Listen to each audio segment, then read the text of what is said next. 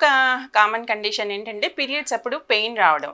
కొంతవరకు pain tablet వేసుకుంటే తగ్గిపోతుంది. ఇప్పుడు మెఫ్టాల్స్పాసిల్ టాబ్లెట్స్ అంటే పెయిన్ కిల్లర్స్ చాలా ఉంటాయి. ఆ టాబ్లెట్స్ 1, 2 వేసుకోవడం వల్ల నష్టమేం లేదు.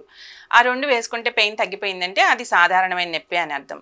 బట్ కొంతమందికి పీరియడ్స్తో పాటు వామిటింగ్స్ అవుతాయి, లూజ్ మోషన్స్ అవుతాయి, కళ్ళు తిరిగి పడిపోతారు, నొప్పులు వస్తాయి. తర్వాత ఏ టాబ్లెట్ వేసుకున్నా పనిచేయదు. వాళ్ళకి రోజుకి ఒక 4, 6 టాబ్లెట్స్ వేసుకున్నా వాళ్ళకి నొప్పి తగ్గదు.